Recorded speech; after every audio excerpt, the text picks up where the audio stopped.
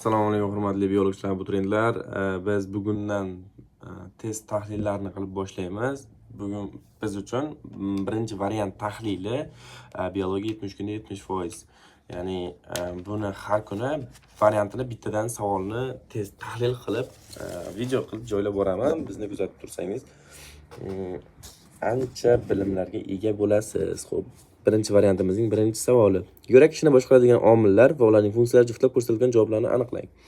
Xo'p, qarang, bu yerda javoblarda keltiryapti. Kichkina A javobda simpatik nervlar, kichkina B javobda parasimpatik nervlar, kichkina D javobda adrenalin, kalsiy tuzlari, I javobda kaliy tuzlari keltirilgan. Xo'p, siz bilasizki, simpatik nervlar yurak ishiga plus ta'sir ko'rsatadi, ya'ni kuchaytirish ta'sirini beradi. Ya'ni aytmoqchimanki, yurak qisqarish kuchi va tezligini oshiradi. Parasimpatik nervlar esa teskari ta'sir ko'rsatadi, ya'ni yurak qisqarishi va kuchini susaytiradi, tezligi va kuchini susaytiradi.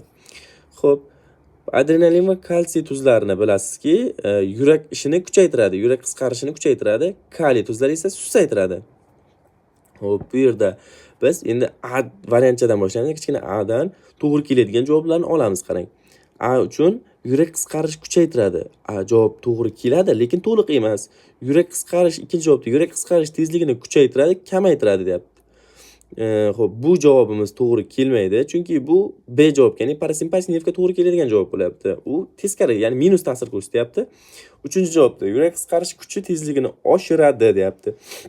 Hop, bu javobimiz A javob uchun juda to'g'ri javob. O'shaning uchun adashib ketmasligimiz uchun uchinchi javobga A ni qo'yib qo'yamiz, kichkina A ni. Keyingi javoblarni ishlab ketaveramiz. Qarang, A va B javoblar ketdi, biz topdik. Endi mana shu ikkita variantdan javoblarimizdan qidirib ko'ramiz, qarang. A ga 3, B ga 2 bo'lgan javoblar A va D javoblarda keltirilayotgan ekan. Shuni hisobiga B, C javoblar chiqib ketadi, chunki ularda xato javoblar bor. Endi qolgan javoblar, ya'ni D va I javoblariga qaraymiz. D yurak adrenalin, kalsiy tuzlari deyapti. Bular plus ta'sir ko'rsatadi. Yurak qisqarish kuchaytiradi degan javob va yurak ishini susaytiradi degan javoblar qolyapti. Bunisi minus, bunisi plus. Demak, D javobga plus to'g'ri kelishi kerak. Birinchi javob D 1 bo'lgan bo'lishi kerak. Mana A javobda bor. O'z-o'zidan keladiki, kaliy tuzlari yurak qisqarish kuchini kamaytiradi degan javob bo'lib, D javob chiqib ketadi va A javob biz uchun eng to'g'ri javob bo'lib qoladi. Kuzatganingiz uchun rahmat. Bizni kuzatishda davom eting.